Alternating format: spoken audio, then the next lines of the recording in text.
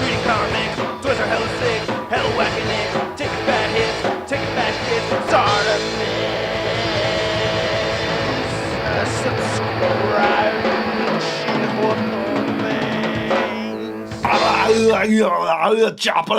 Hey, what's up you guys? Shartimus Prime here doing another DC Collectibles action figure review on the DC Comics Icons Batman! If you're trying to pick up one of these, you can get them at big.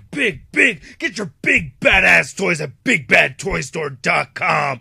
Click the link in the description below. I am very excited for this piece. I love 6-inch scale, fully articulated figures, and we're getting some again now from DC Collectibles. Before we got our DC Comics figures from Mattel, and those are okay, but they just reused the same body mold, so I'm really pumped about this.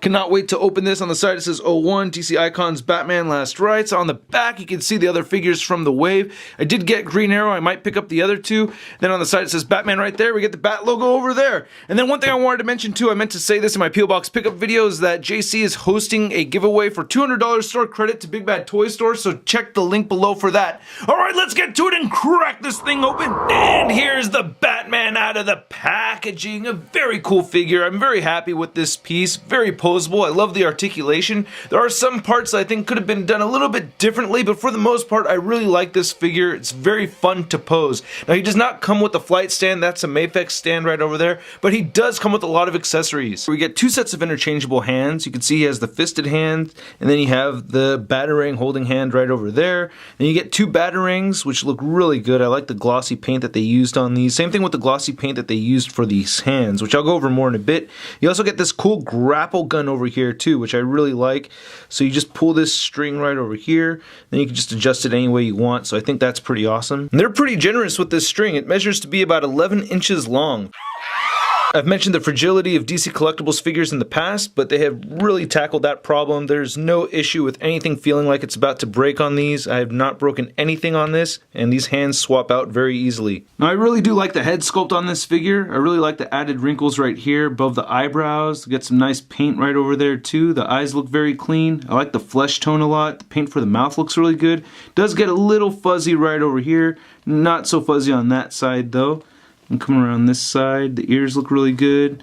It has the short bat ears, so pretty nice. And I really like this cape. It's made out of soft, pliable material, so it doesn't hinder any articulation.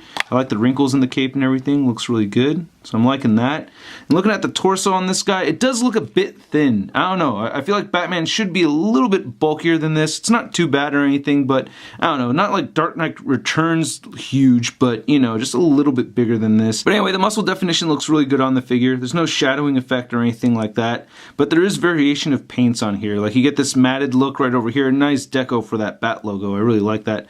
And then you get this glossy look right over here on the gloves and on the boots. One thing is that the spikes seem to be on the side of the arms. I feel like they're supposed to be at the bottom over here. I guess it's not a big deal, but it still looks pretty good. And the boots look really nice and shiny. Get some nice wrinkles over here.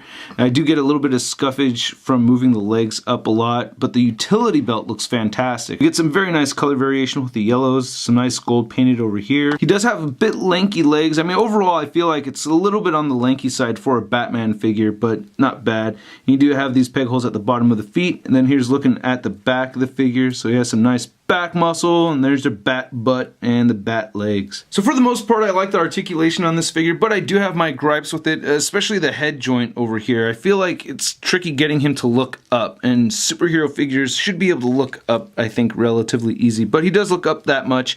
You can't get him to look down pretty far. Unfortunately, I did get a little bit of a scuff right there.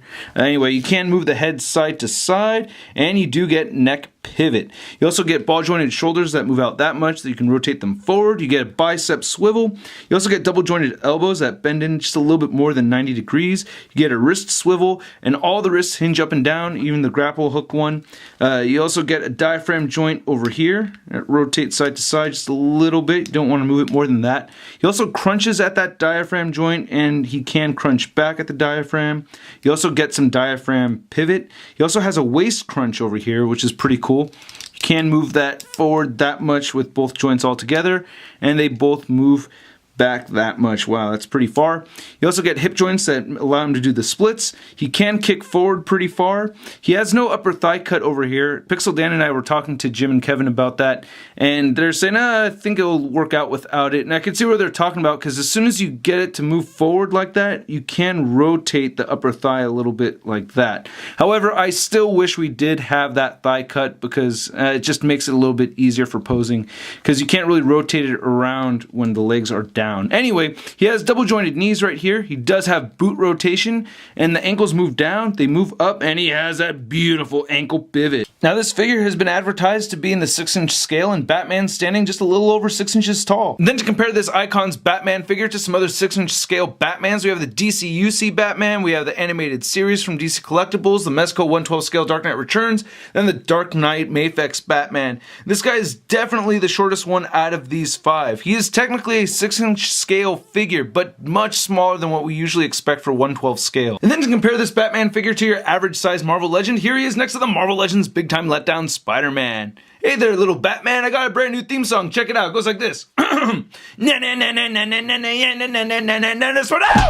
So complaints aside, I really do like this figure a lot, and the complaints that I have about the figure don't really hinder anything that I really want to do with it. You know, I was able to get that leg to twist, and you get half the head joint on there, even though it will pop off on you. So I'm still able to get the poses that I want to with this figure, which you'll see in the slideshow. Anyway, I hope you guys liked my review. If you did, please hit the like button, click any of the boxes right over here. If you want more Shart in your face, if you're of the age of 18 or older, please support the channel and check out the Patreon account. If you're any age, check out my Facebook, Twitter, and Instagram, and go to toynewseye.com for a photo gallery of images from this review. I'll catch you guys later. Peace! Posing action figures and posing action figures and posing action figures every day. I'm posing action figures, I'm posing action figures, I'm posing action figures. That's crispy. More than that. So, and that, oop, there goes his head.